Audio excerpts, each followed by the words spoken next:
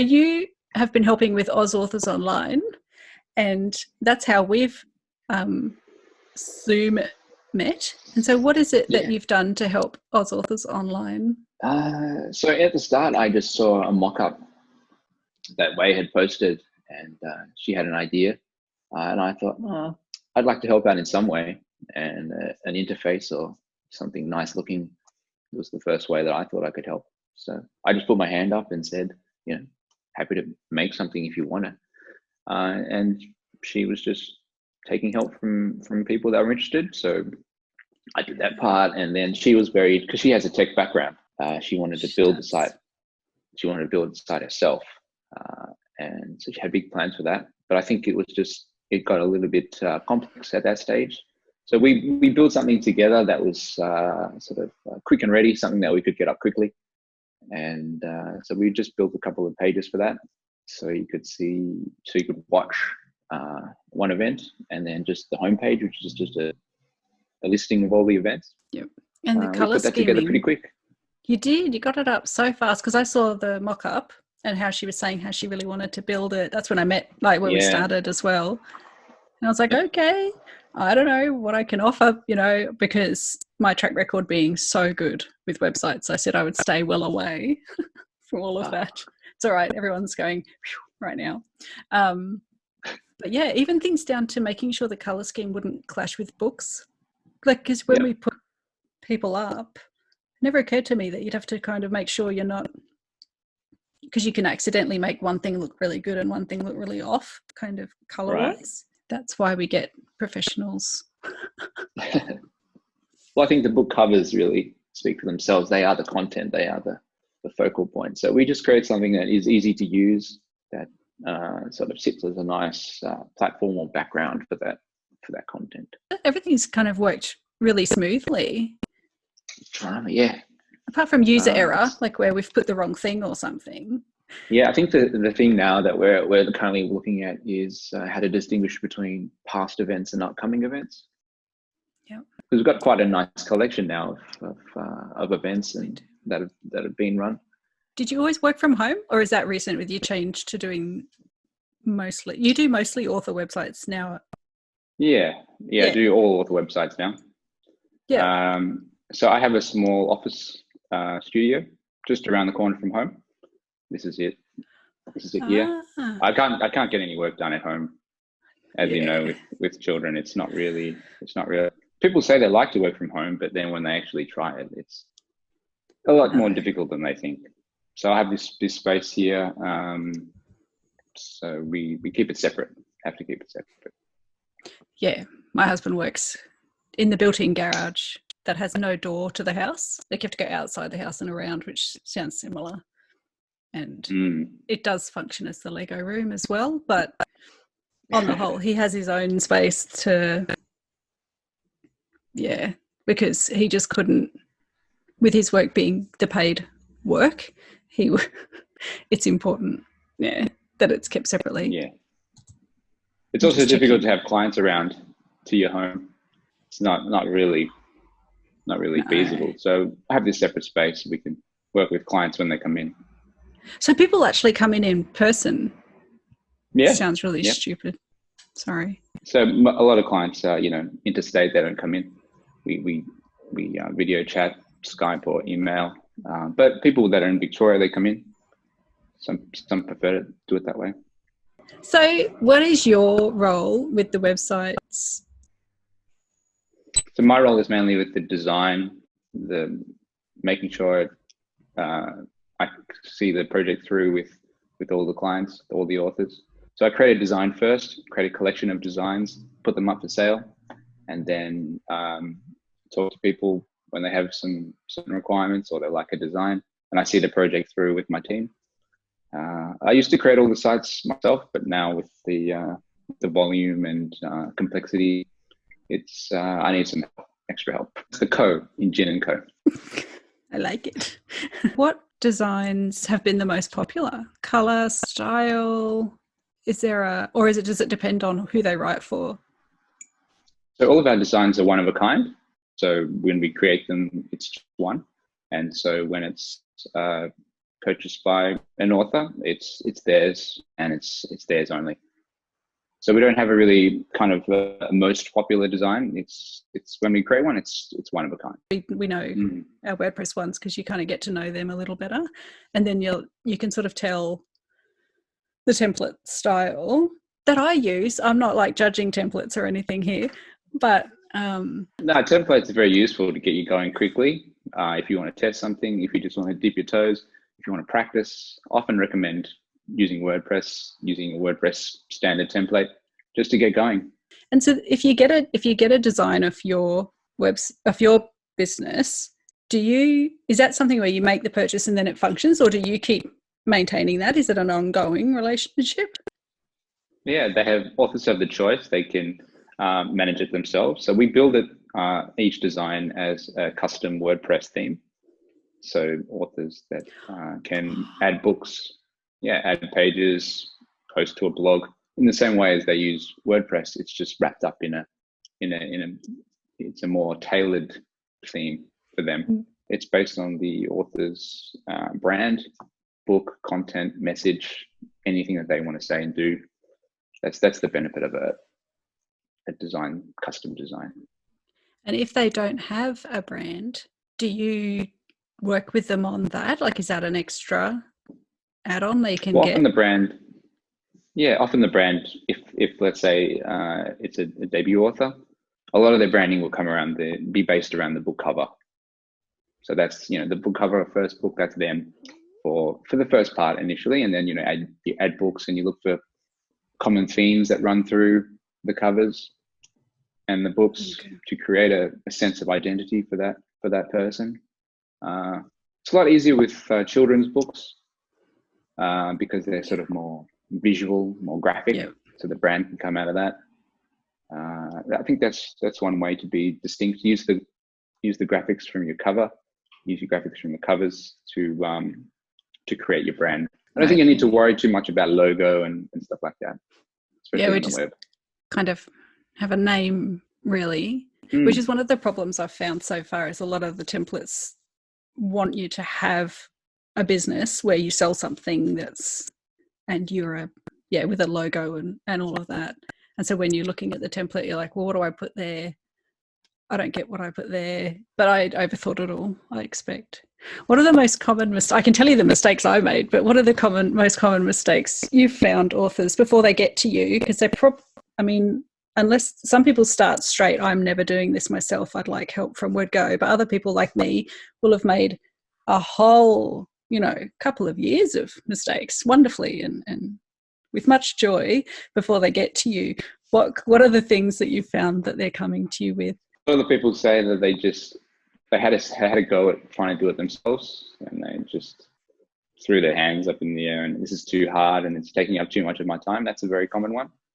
Another one is that they've been quite experienced with blogging or running a blog for a few years, and they're ready to sort of create their brand, create their own distinct identity, or it could be a lot of an author that has many books and they want something a little bit more up to date, something to tie in their work. So we have a whole kind of spectrum of people that come to me. What are the things that they have so for the most simple template, what are the ingredients that authors have to have? I think it's good to start with the book as your homepage. I don't think you need to have a page necessarily that says, welcome to my site and a bit about me. I think if you just have one book, I think it's important to make that the homepage, especially when you take into account how quick a visit is on a website. So an average visit might only be 30 seconds to 1 minute. So if you only have a short amount of time to say something to someone visiting your website, I think it's important just to say, here's my book, here's what it's about, here's where you can find more. That's why I like to put the book on the homepage for someone that might have just that single book. What if they don't blog? Like I put news items up, I call them, which is because I don't blog. I've never been able to blog. I tried once and it was the worst thing. It just sounded terrible. So I just basically write the most perfunctory and this happened and then I'm doing that in case someone desperately needed to know.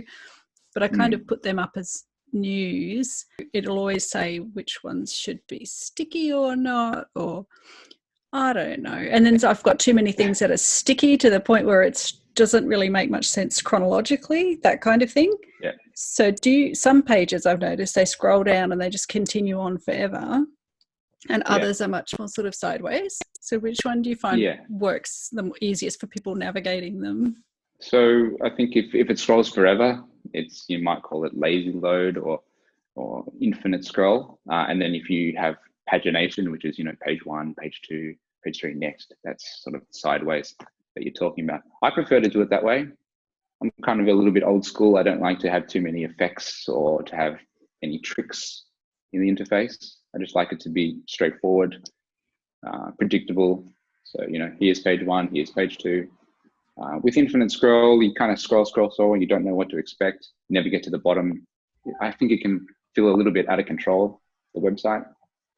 But going back to your previous point about blogging, I think, it used to be about having an online journal where you have entries about what you're doing and news. But I think nowadays a blog, if you don't have to share those personal stories, you can just add content to your website to sort of build up the experience for your visitor. So it doesn't have to be a personal story, something that happened in the week. It could be a bit of extra material about a character. It could be an activity.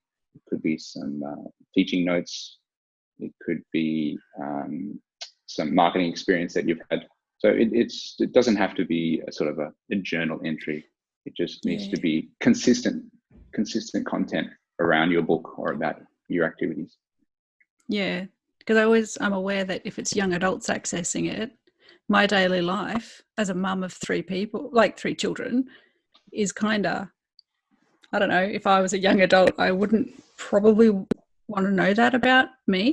Like people who I know that blog really well blog about a topic or a thing that they are talking about rather than themselves. And I don't really have, my Twitter feed is that of just like me. Whereas, I've not thought about other content apart from I've stored some stories, like people had diagnosis stories from when they were diagnosed with ADHD, and they wanted to be able to share. A friend of mine who's Finnish, and so she wanted to be able to put the English translation of a news article that had been done about her, and she doesn't have a website, so she needed somewhere to link so people could access the English translation. And so bizarrely, I have a whole page that hosts her story, which is great. Like it's just a nice thing to be able to do, but that's how I end up with weird content. That's a little bit. Right. It depends on your overall brand or strategy, but I think if you put it up there, people don't have to consume it if they don't want to, as long as the website's designed correctly and it's not all in your face all at once.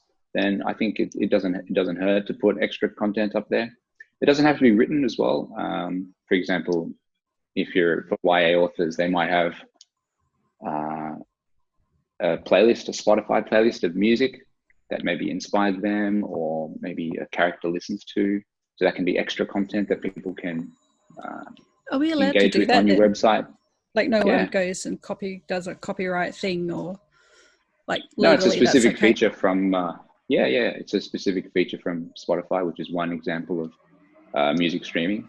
So some of my clients have that Spotify playlist of songs. I guess you risk alienating someone if you put the wrong thing. No, well, probably they don't not. have to listen to it.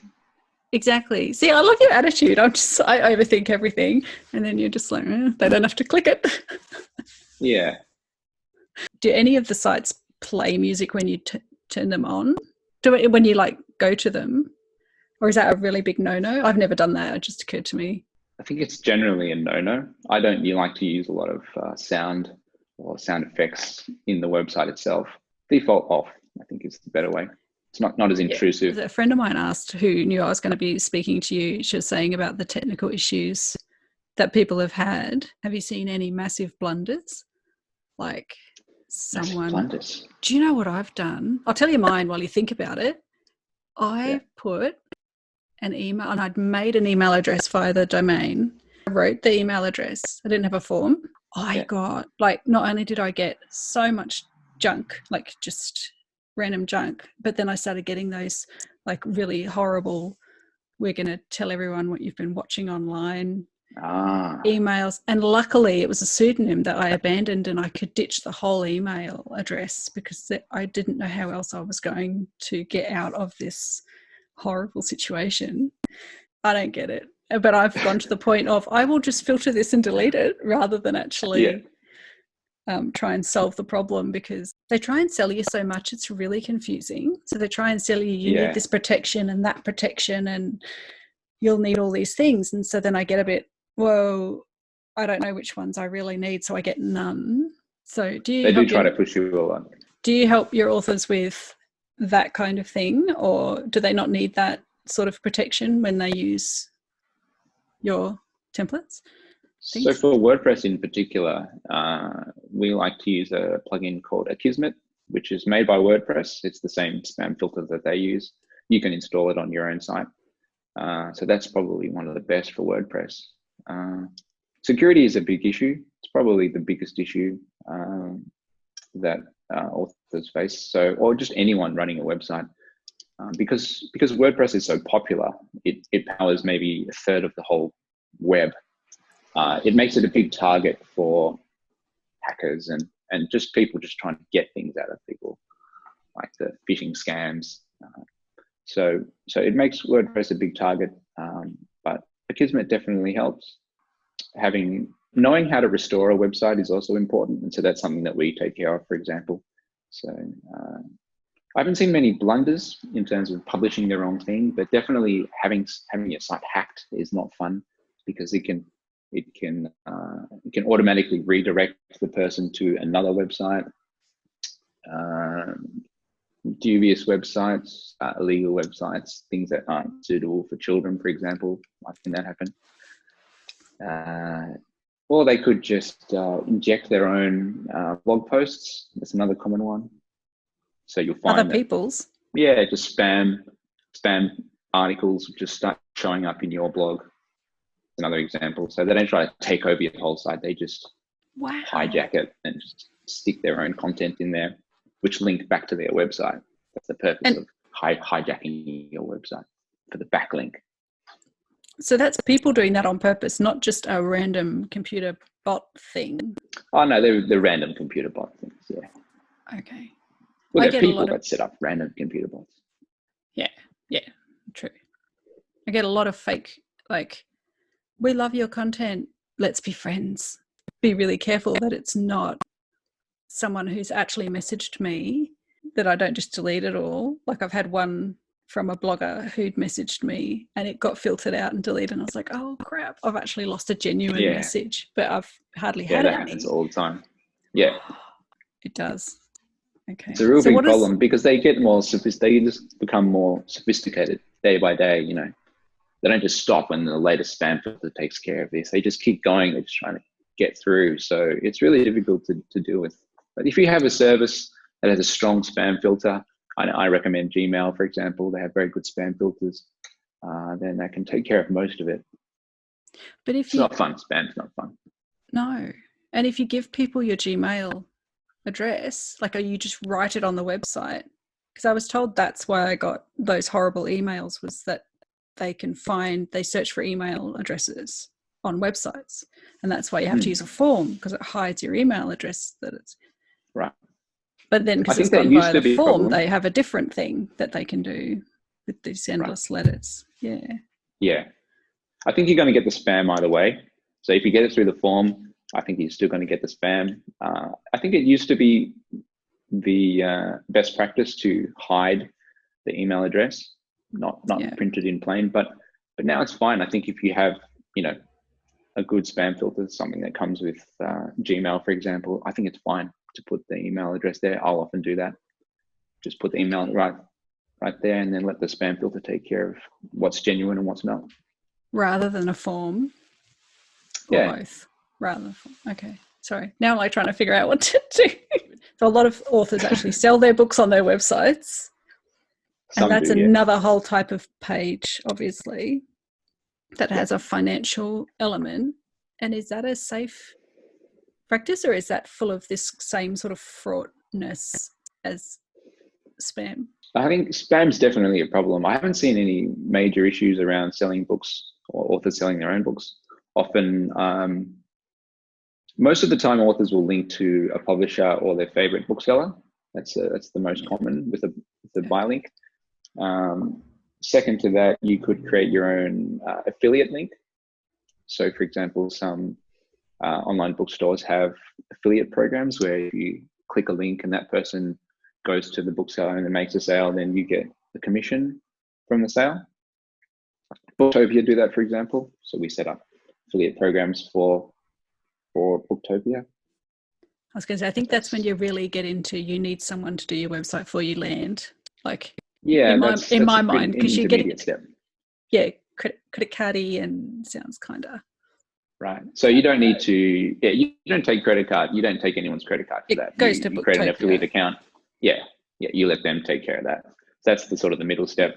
Some authors that have books that are out of print or that have stock on hand, they will sell through a website. I've seen that. That's popular for sort of older catalogs. Just manage that themselves. Yeah, so they ship them themselves. They take the order through the website, and they. But you have ways to make that purchasing all safe for the purchaser, for the person who's using it, like to get the little safety. Get like padlocks. We're taught to look for the green, all those sorts of things. The green padlock is the. So I know I sound like the biggest. This is what we're like. This is the new author having all confusing. Clue. Yeah. Well, I mean, it changes. The web changes every day. Technology, terms. It's very confusing. So sometimes sometimes it's nice to just ask someone else. Yes. What it all means. Yeah. So the padlock is the SSL certificate, and that encrypts the communication between someone buying your book on your website and the website. So, for example, when they enter their credit card details, it encrypts the data, so it can't be intercepted by a third party. So SSL is pretty much standard now. I would recommend it for all websites, even if you're not selling anything directly. If you're taking someone's email address through a contact form, that's still taking someone's personal information. So noted. SSL tick. Okay. And you have to pay for SSL. Like if you're independently doing your website, it's another thing that. Yeah, SSL is very low cost, and some services include free. Sometimes it comes free with hosting. Sometimes it's low cost add-on. But and I learned that you have to pay for privacy, and that's why you shouldn't go and buy every domain with your name in it, because then you have to pay. You pay this tiny amount for the domain, and then you get like $16 a year each for privacy, because my address would be online. There's all these little pitfalls that you don't know when you go in. It looks like one cost, but then you've got to factor in the fact that your address goes online. I don't know. A lot of it's driven by other people. So for Google, for example, they will tell you Google prefer that you don't have domain privacy, because they kind of consider it as, you have something to hide. Yeah, so domain privacy. I do. My address. Your address. Yeah.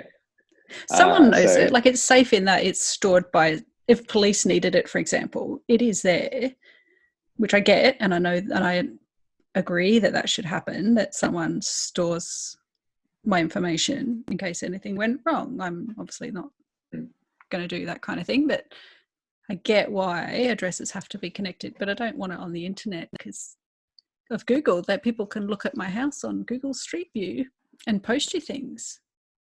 Really? Does everyone, they could. Like, if they look up your address, people could send you mail. I know a lot of people post, I don't know how my address got out there. They've posted me all this stuff. Someone sent me creepy things, and you think, do you have privacy on your domain name? Like, right. So you would use a service. It's called a whois lookup. Yeah. So you can perform a whois lookup, and you can see the owner of the domain and access their personal details, and that's what the domain privacy would hide. It's frightening. It's frightening because I nearly got it so incredibly wrong. So we often register domains on behalf of our clients and have our shop address listed on their behalf to hide their address. That's a lovely service, everybody. I'll look right in the camera. I would take that option at every opportunity. And do you recommend the .au .com.au? My general recommendation is if you want to establish yourself as an Australian identity online, then .au. If you want to create a more global presence, then go for .com. These decisions were massive at one point in my life. I do remember thinking. Yeah, I think if you have something on the web, then you're saying that it's accessible by anyone in the world. So generally .com, but I don't think it really matters that much. So for example, our domain is .co, which is technically Colombia, but I did that for the Jin and .co. I like so that. It's more of a branding and appearance thing. So it doesn't really matter where you are. There are loads of different endings now. Like when I got into buying every domain I could find, oh my God, that was an expensive year, because you could have, it's not just .net or .uk or any of those anymore. You can have like .poodlepup, and it's like, sure, go for it, Anna.Waitley.poodlepup. I have to tell you, my sister has just messaged to say, Anna, your website's down. Right now? She just literally just messaged right now. It just popped up on my screen. Your website's down. Is that expected? Oh my God. So that's good news. That she's looking out for you. She is. Have you seen anyone use a chat function on their website? As in like forum? Not recently. It's a little more old-fashioned, I guess. It's very easy for good content to get buried in a forum. So it's sort of it's a deep hole of content. And so I don't think most people won't install a forum on their own site. They might link to something. Not something that I see commonly. Certainly at coloring sheets and activities and puzzles and extra downloads, a lot of authors have, and I think that's great. The best way to communicate with the people who are helping you build your website, have you got any advice? I suppose it depends who the tech professional is and how professional they are, but starting with the result is a good way to go about it. Just the results that you're wanting to achieve, not so much the tools that you want to use, but the results you want to achieve, and they can translate that into the website. Often if you have someone experienced, obviously they know what to ask, what to look for. I suppose like going to a hairdresser, they're experienced with what will work and what won't work, what might look good on you, what might not look good on you. So I think if you start with the result that you're trying to achieve, then they can use their expertise and experience to translate that into a project for you. If they have a budget, is it best if they come to you and say, this is what I can afford, can we work towards that? Is that the easiest starting point? I know that some is already costed, but I know a lot of authors worry that the price will escalate. Right. So. Yeah, it's a big unknown. I mean, that's the big part of the reason why we first started with the pre-made designs. So all our designs are pre-made so people can see exactly and how it will look and feel in the end. It's not a big question mark. And we also have fixed prices, so people know exactly how much it's going to cost. So there are basically no surprises there. Because often it's a big unknown investing in or creating your website, whether you do it yourself or someone for you. So we try to create that risk reversal there for people. And then how do they manage the ongoing costs? So if they pay through you and domain buying and all of that, because that's an ongoing cost, does that then continue to go through you like a year later when it expires? Yeah, some people choose to bring their own domain or bring their own hosting. Like, for example, you've got your own domain and hosting. But we can also manage that for them as well. That's the only annual cost, is the hosting and the domain. So they don't need to worry they're getting trapped into something more expensive than they can handle. I don't think so. I mean, in our case, we just have the prices up front. I know a lot of web companies won't put their prices. I think a lot of people on the internet just don't put their prices, which I'm confused by, and I don't like as a consumer. No, buying any kind of product. Yep. As we specialize in author websites, we come to understand authors have a finite budget, and it's usually around here, and it's usually here, and they'd love to spend thousands and thousands, but it's just not possible or even really needed. So that's where we set our pricing in. And it's rewarding for me because it enables me to create, have a lot of freedom with what we create. That's the other benefit of having the pre-made designs. I can go out and create a collection of designs that I think, what I want to create and what I think are useful and what I think is interesting and what I think is should be put out there, rather than sort of responding to someone's brief that may not know what they're looking for or what's needed. And so, but you're part of the author community now. Yeah, I am now. It wasn't my intention at the start, but it's a great community, and I think a lot of my success has come from how it's really close knit and everyone knows each other and everyone supports each other and trust each other. I think it's great. Honest to goodness, I feel like I ring people for a chat. I know it sounds really stupid. It's like, if you have cousins you've never really met and you ring them and then you're like, well, we kind of know each other, but we don't really. And so you have a chat. Not that I do that, really. But if I did, you're all my cousins now. I have a very large family. Online cousins, that's a good way to put it. We have such similar paintings. I wish I could turn my screen around because I have a painting very similar on my wall over there that my 15-year-old did when she was about 2. Right, you mean this one? Yeah, but now I'm really hoping that didn't sound offensive.